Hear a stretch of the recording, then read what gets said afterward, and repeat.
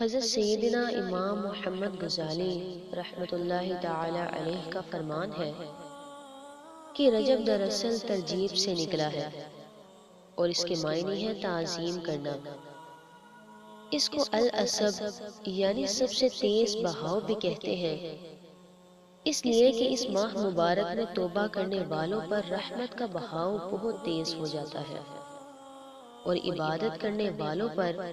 قبولیت کے انوار کا فیضان ہوتا ہے۔ اسے العصم بھی کہتے ہیں کیونکہ اس میں جنگ و جدل کی آواز بالکل سنائی نہیں دیتی۔ اسے رجب بھی کہا جاتا ہے کہ جنت کی ایک نہر کا نام رجب ہے،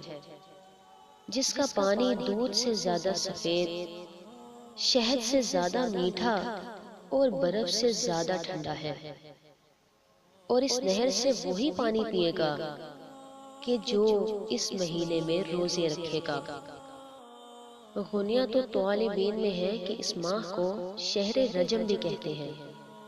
کیونکہ اس میں شیطانوں کو رجم یعنی سنسار کیا جاتا ہے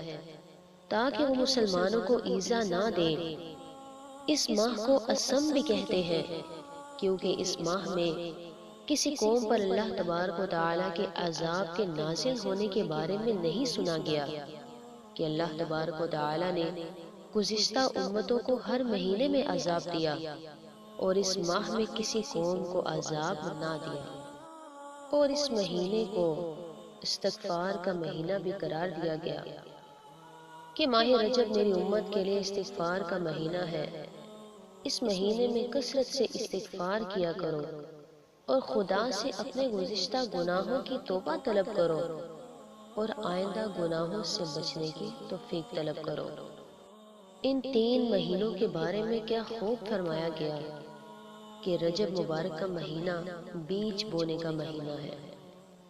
شعبان آبپاشی کا یعنی پانی دینے کا، اور رمضان المبارک فصل کاٹنے کا مہینہ ہے۔ لہٰذا جو رجب میں عبادت کا بیج نہیں بوتا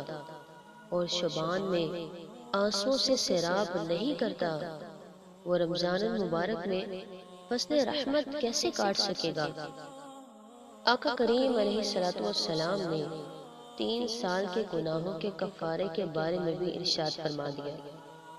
کہ رجب کے پہلے دن کا روزہ 3 سال کا کفارہ ہے، اور دوسرے دن کا روزہ 2 سالوں کا، اور تیسرے دن کا روزہ 1 سال کا کفارہ ہے، پھر ہر دن کا روزہ 1 ماہ کا کفارہ ہے۔ اللہ تبارک و تعالی ہمیں اس مہینے میں روزے رکھنے، کثرت سے درود پاک پڑھنے، سچی توبہ کرنے اور اس ماہ کے بابرکت لمحات سے فیض یاب ہونے کی توفیق عطا فرمائے۔ آمین۔